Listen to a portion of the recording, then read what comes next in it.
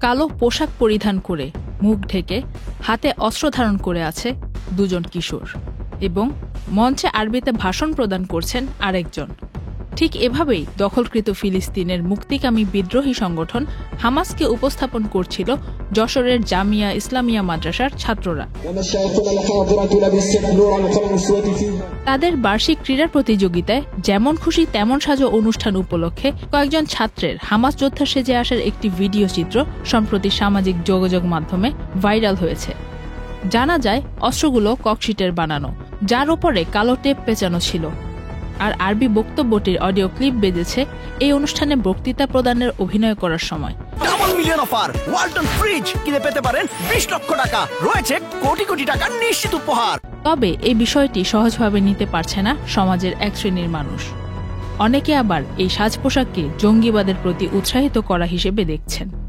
তবে এই মতামতের বিরোধিতা করে কিছু মানুষ আবার যুক্তি উপস্থাপন করেছেন যে ফিলিস্তিনের স্বাধীনতার জন্য সংগ্রামী সংগঠনকে কেন জঙ্গি বলা হচ্ছে।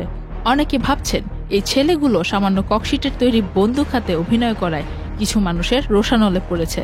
তবে কি তাদের শুটিং আর্চারি শেখার শখ থাকলেও তা পূরণের কোনো সুযোগ আছে? এরকম সন্দেহ, সংশয় এবং অবিশ্বাসী এই সমাজ তাদেরকে ব্যক্তি হিসেবে বেড়ে উঠতে বাধা প্রদান করবে বলেও আশঙ্কা করছেন অনেকে। নেটিজেনদের একাংশ আবার খেলনা অস্ত্রধারী কিছু ছাত্রছাত্রীর পুরনো ছবি শেয়ার করে বলছে এমন ঘটনা আগেও ঘটেছে এবং তা নিয়ে কোনো উচ্চবাচ্য হয়নি। তাছাড়া বিভিন্ন সিনেমায় বা অভিনয়ের সময় অস্ত্র ব্যবহৃত হওয়া খুবই স্বাভাবিক ব্যাপার। নিছক অভিনয়কে কেন প্রশ্নবিদ্ধ করা হচ্ছে? এইদিকে এই বিষয়ে কম যাননি ভারতীয় সংবাদ মাধ্যম।